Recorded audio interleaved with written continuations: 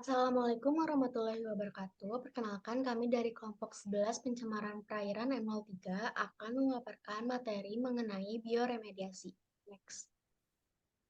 Berikut nama anggota, yaitu yang pertama ada Hana Nuralia Pramesyanto dengan NIM akhir 026 dan yang kedua ada Safa Aina dengan NIM akhir 038. Next. Yang pertama ada pengertian bioremediasi.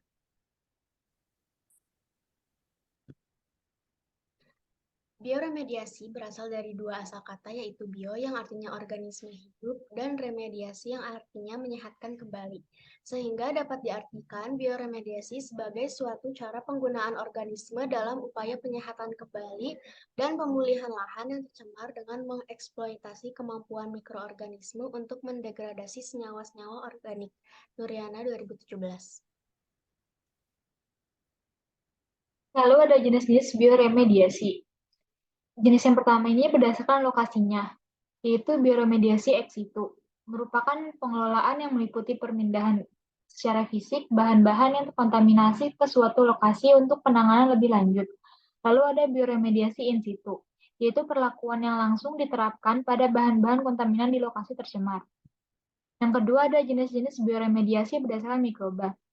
Yang pertama adalah biostimulasi, yaitu suatu proses yang dilakukan melalui penambahan zat gizi tertentu yang dibutuhkan oleh mikroorganisme.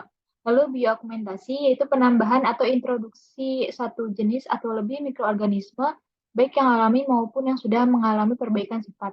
Yang terakhir bioremediasi, yaitu terjadi secara alami tanpa campur tangan manusia.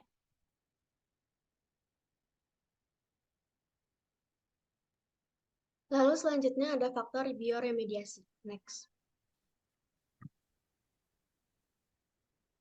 Faktor bioremediasi ada tiga, yaitu yang pertama dari mikroba. Mikroba memiliki kemampuan untuk mendegradasi, mentransformasi, dan menyerap senyawa pencemar. Mikroba yang digunakan dapat berasal dari golongan fungi, bakteri, ataupun mikroalga.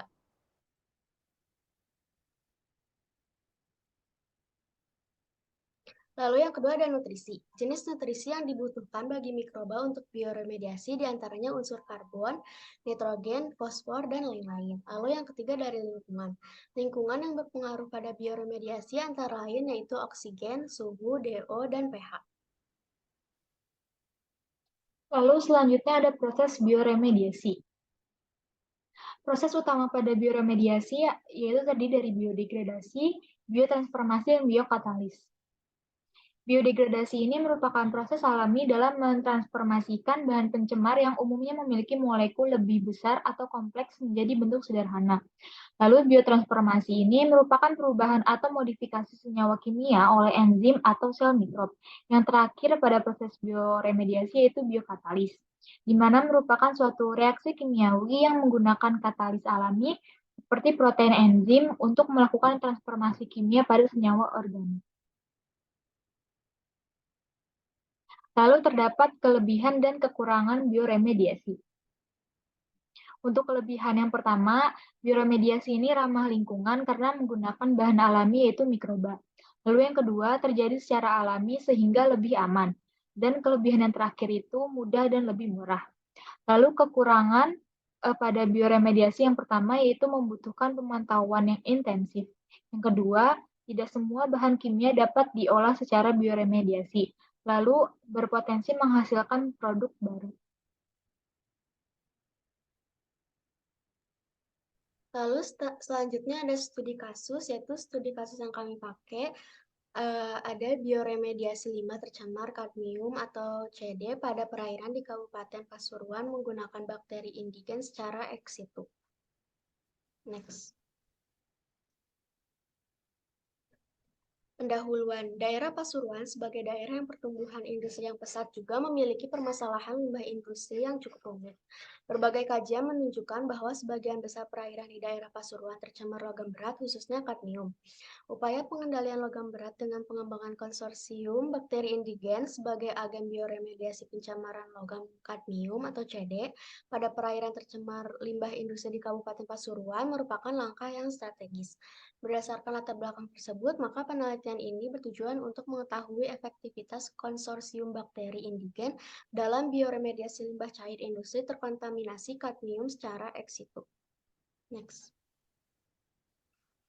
Berikut merupakan metode penelitian dari studi kasusnya, yaitu yang pertama ada pengambilan limbah cair, yaitu limbah cair diambil dari berbagai perairan yang tercemar limbah kadmium di Kabupaten Pasuruan pada bulan Maret 2017.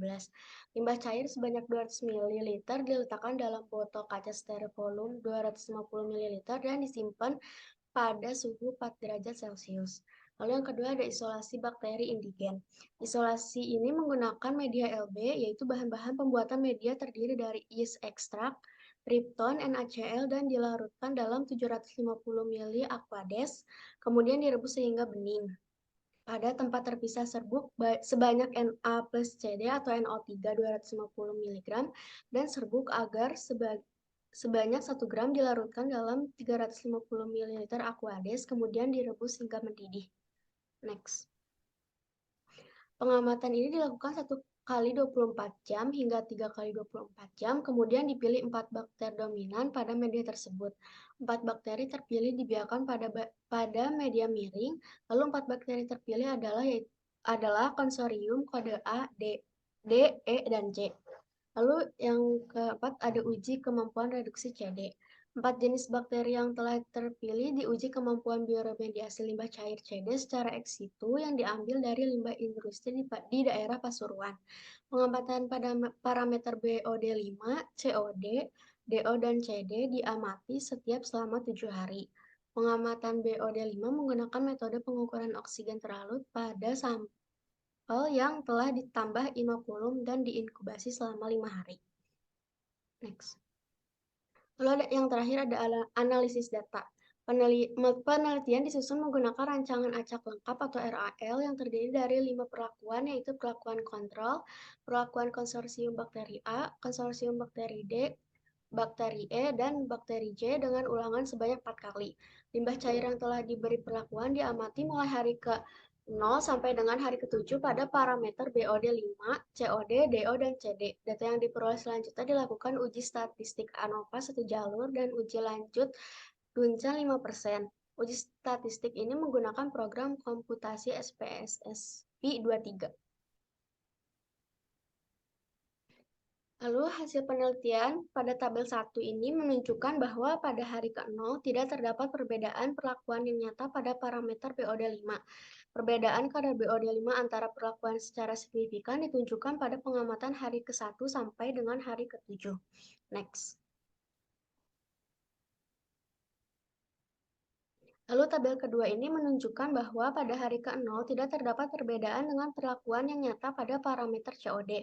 Perbedaan kadar COD antar perlakuan secara signifikan ditunjukkan pada pengamatan hari ke-1 sampai dengan hari ke-7. Pada hari ke-1, semua konsorsium menunjukkan perbedaan kadar COD dengan perlakuan kontrol secara signifikan, namun tidak terdapat perbedaan antara konsorsium bakteri. Pada hari ke-2 sampai dengan ke-7, kadar COD pada konsorsium D paling rendah dan berbeda nyata dengan ketiga konsorsium bakteri lainnya. Next.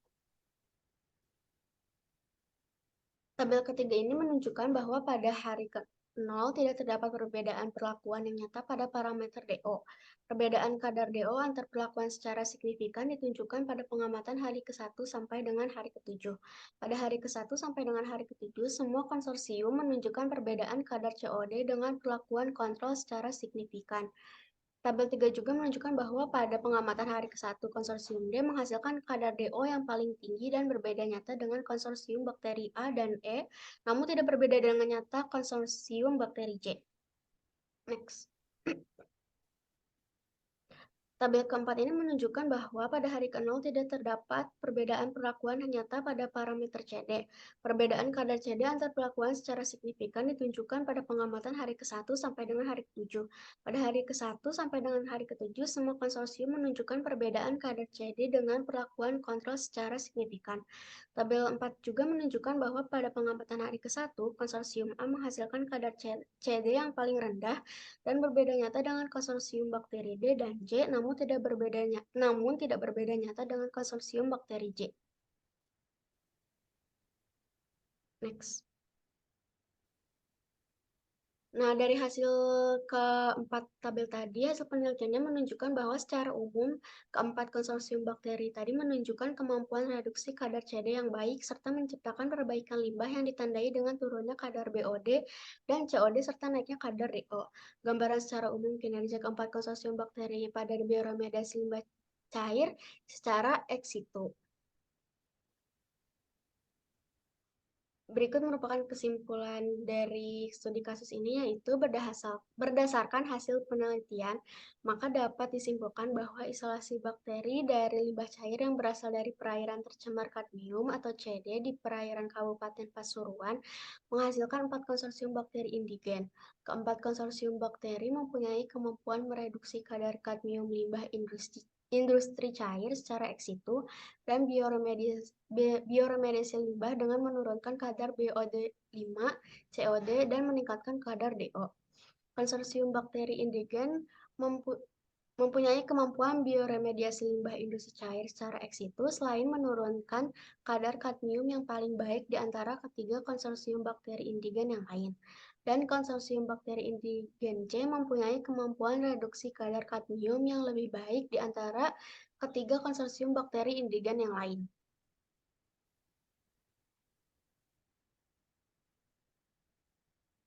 Berikut merupakan daftar pusaka yang kami pakai. Sekian presentasi dari kelompok kami. Wassalamualaikum warahmatullahi wabarakatuh.